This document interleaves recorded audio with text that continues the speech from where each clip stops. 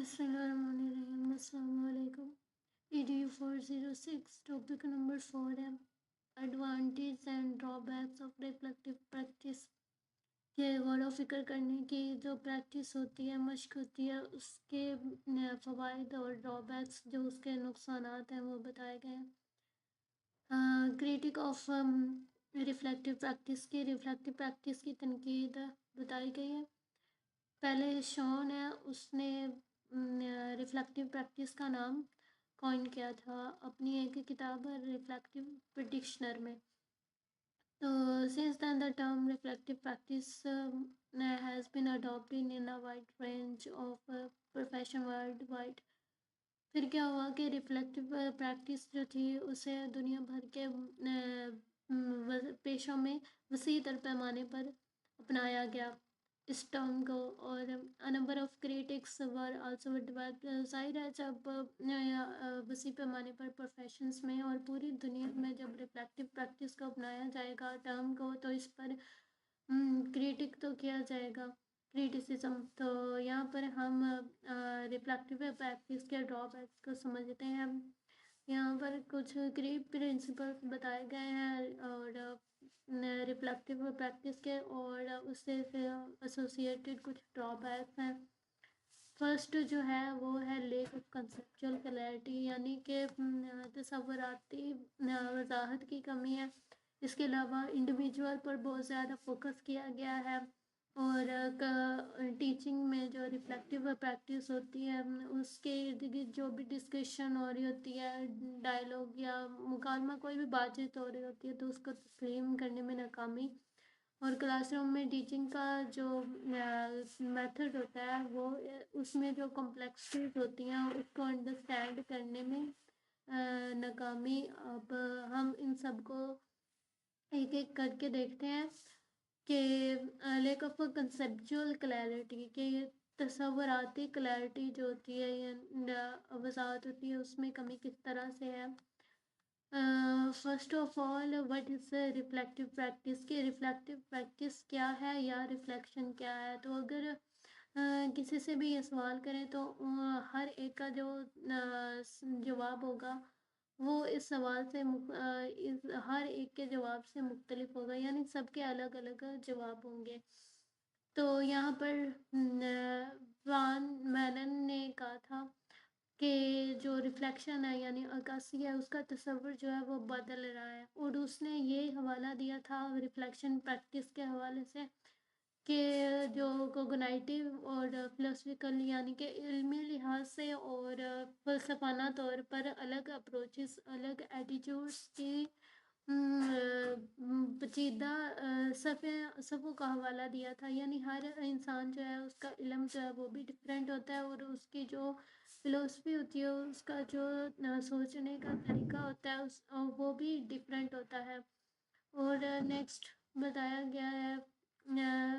بلیکلی ہے، اس نے کہا تھا کہ ریفلیکٹیو پریکٹس جو ہے یہ کیچ آل بن رہی ہے. کیچ آل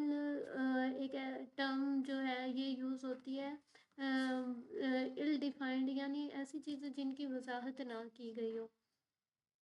تو مختلف آتھرز جو تھے، مختلف مصنفین نے ریفلیکٹیو پریکٹس کی اور اس کے اپلیکیشن کی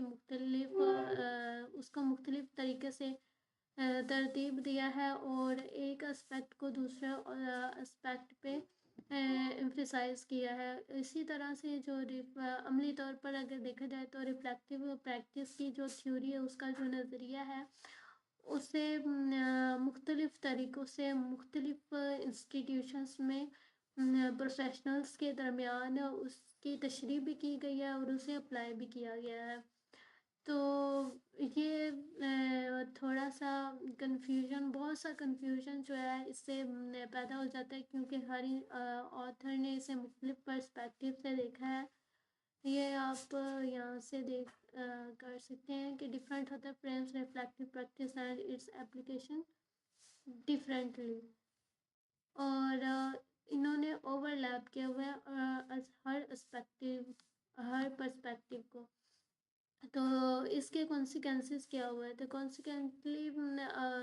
ریفلیکٹیو پریکٹس جو ہے اس کا جو کنسیپٹ ہے وہ ابسٹریکٹ ہے، یعنی کہ واضح نہیں ہے. ویل ڈیفائنڈ ہے اور یہ بہت سی تشریحات کے لیے اوپن ہے، یعنی مختلف جو ہوتے ہیں سبجیکٹ وغیرہ وہاں پہ مختلف انسٹیٹیوشنس مختلف جگہوں پر مختلف طریقے سے استعمال ہو رہا ہے، اور یہ مختلف جو پریکٹس انوائرمنٹ ہوتے ہیں اس میں مختلف طریقوں سے اپلائی کیا جاتا ہے، اور ایک ہی طریقے سے اپلائی نہیں کیا جاتا بلکہ ہر فیلڈ میں مختلف پوائنٹ آف ویو سے اسے دیکھا جاتا ہے۔ آگے ہے انڈیویجول پر فوکس، یہ ایک اور تنقید ہے کہ تھیوری جو ہے یعنی کہ نظریہ، اس میں ٹیچر کے یعنی ٹیچر جو ہے وہ انفرادی طور پر سوچتا ہے، اس پر بہت زیادہ زور دیا گیا ہے۔ ظاہر ہے جب ریفلیکٹیو پریکٹس کا مطلب ہی یہ ہے کہ غور و فکر کرنا، تو یہ اس میں جو ایک فرد ہوتا ہے یعنی یہ ایجوکیشن کی فیلڈ میں یوز ہو رہا ہے، تو اس میں ٹیچر مین کریکٹر ہے، تو ٹیچر جو ہے وہ انڈیویجول ہے اور وہی غور و فکر کرتا ہے، تو اس پر بہت زیادہ زور دیا جاتا ہے۔ Too much emphasis on individual teacher, یعنی صرف ٹیچر پر زیادہ زور دیا جاتا ہے۔ یہاں پر ایک مثال دی ہوئی ہے ایک، اور یہاں پر ایک اور مصنف ہے اور سیڈیول، انہوں نے لکھا تھا کہ جو ریفلیکٹیو پریکٹس ہے، اس نے ٹیچر نے کیا کہنا ہے کہ سوچنا سمجھنا ہے اس کو لمٹ کر دیا ہے، کیونکہ ٹیچر خود سوچ سمجھ کر وہ کہہ رہا ہوتا ہے، تو کیونکہ وہاں پر اور بھی اگر دیکھا جائے کلاس روم میں تو ٹیچر اسٹوڈنٹس بھی ہوتے ہیں اور بھی کمیونٹی ہوتی ہے، لیکن کیا ہوتا ہے کہ ٹیچر نے انڈیویجولی سوچا ہوتا ہے، تو ٹیچر جو اسٹوڈنٹس ہوتے ہیں اسی اس پروسیس سے ایکسکلیوڈ کر دیا جاتا ہے یعنی خارج کر دیا جاتا ہے۔ اور ریفلیکٹیو پریکٹس ہوتی ہی انڈیویجول ہے، ایک واحد انسان جو ہوتا ہے فرد ہوتا ہے، اس کی سوچ ہوتی ہے،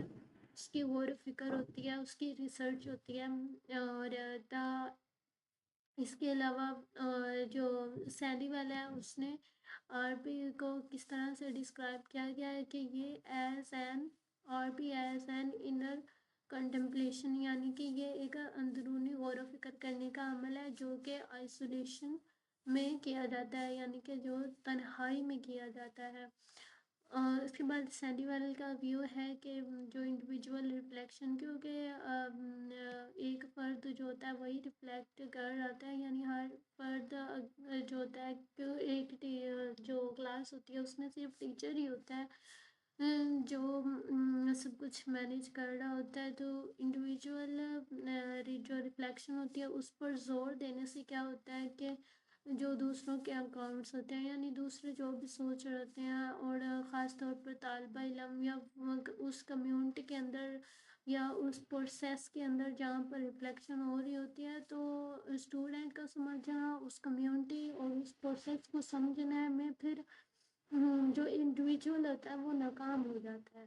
ظاہر ہے جب وہ اپنی ہی خود غور و فکر کر رہا ہوگا سوچ رہا ہوگا تو وہ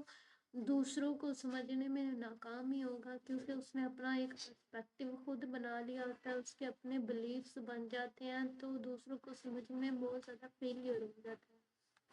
کیونکہ اس میں کلیکٹیولی تو ریفلیکٹیو پریکٹس نہیں ہوتی۔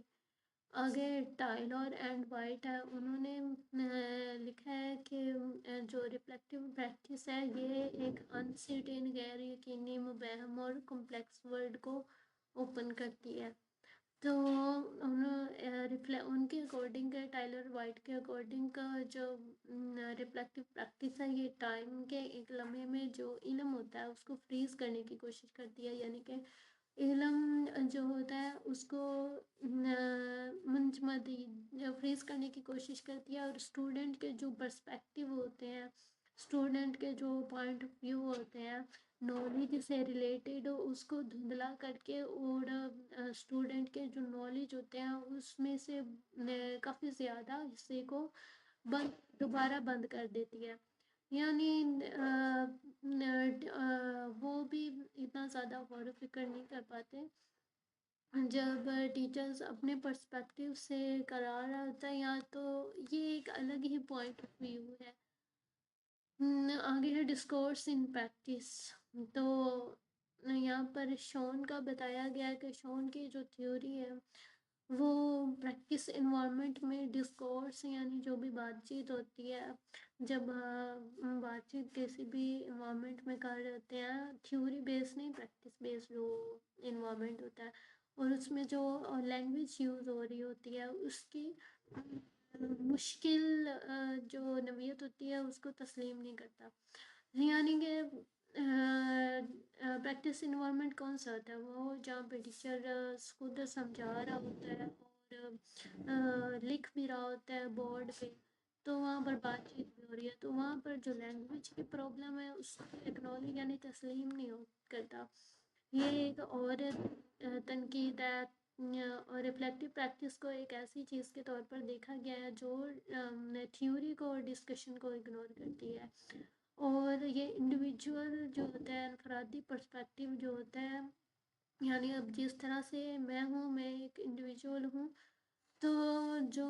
मैं जिस तरह से एक चीज़ को देखूँगी तो वो मैं उस तरह से ही मीनिंग को कंस्ट्रक्ट करूँगी। तो यहाँ पर बताया गया कि आरपी भी इसलिए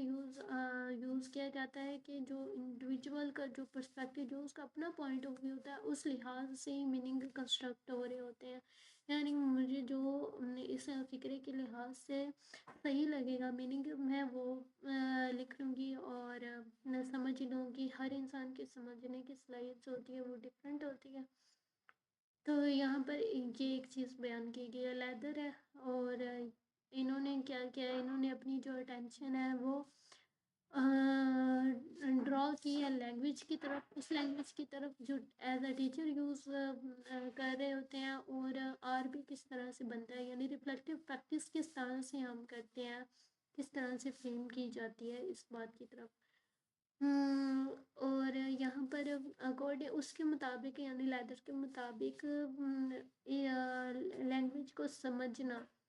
उसकी तफ़हीम जब हो जाती है, जब हम एक लैंग्वेज को समझ लेते हैं तो फिर उसकी अंडरस्टैंडिंग को जब हम प्रैक्टिस में अप्लाई करते हैं तो एक सवाल राइज होता है, और वो सवाल क्या होता है तो कि हु फ्रेम्स द क्वेश्चन, कि कौन जो है वो सवाल बनाता है, and whose accounts is put forward, और किस अकाउंट को सामने रखा जाता है, यानी सवाल बनाने के लिए कौन सा नक्शा जो है, कौन सा मॉडल जो है वो सामने रखा जाता है यहाँ पर। और वेयर इज़ द अदर, यहाँ पर अदर जो है वो कि दूसरे लोगों के लिए यूज़ हुआ है, यानी कि एक इंडिविजुअल होता है और इंडिविजुअल के अलावा जो बाकी लोग होते हैं उनके लिए। तो यहाँ पर बताया गया है कि वो कहाँ होते हैं, एक इंडिविजुअल जब सोच रहा होता है समझ रहा होता है तो दूसरों के प्लेस उनका मुकाम कहाँ होता है। यहाँ पर बताया गया है कि लोगों की बजाय हम उन्हें ऑब्जेक्ट समझ रहे होते हैं, हम लोगों को as a student as a colleague उन्हें ट्रीट नहीं कर रहे होते हैं, बल्कि हम उन्हें ऑब्जेक्ट थिंग समझ रहे होते हैं, और जिन उनके साथ हम रिफ्लेक्टिंग यानी अक्कासी कर रहे होते हैं, तो उनके साथ ट्रीट करना जो होता है ये ख़तरा होता है, वहाँ पर ख़तरा होता है। कि कैसे होता है ख़तरा, कि जब हम इंसान ह्यूमन जो इनकाउंटर्स होते हैं, यानी इंसानों का मुकाबला किस तरह करना चाहिए, अगर हम उससे प्रॉपर नहीं समझते, उसे समझे बगैर ही उनसे बातचीत करेंगे या उनका सामना करना जो है बतौर एक चीज़ हम उन्हें मतलब एक इंसान नहीं बल्कि एज अ ऑब्जेक्ट समझ रहे होते हैं, तो जब हमें उनके सामना करने उनका मुकाबला करने का प्रॉपर नॉलेज ही नहीं होगा तो उनका सामना करने से ख़तरा होता है। फॉर एग्ज़ाम्पल अगर देखा जाए हमें यही नहीं पता कि दोस्तों के साथ किस तरह से बातचीत करनी है, मतलब क्या मैनर्स होना चाहिए, तो ज़ाहिर है वहाँ पर लड़ाई झगड़ा हो सकता है और ख़तरा हो सकता है अगर बात करने का मैनर ही ना हो, किससे किस तरह से बात करनी है। तो to be objectified and manipulated rather than accurately, के सही तरीके से अक्कासी करने के बजाय हम क्या एतराज़ कर रहे होते हैं और मैनिपुलेट यानी कि हेरा फेरी कर रहे होते हैं। तो यहाँ पर मैं یہ جو شارٹ ہے، شارٹ سیریز ہوگی وہ بعد میں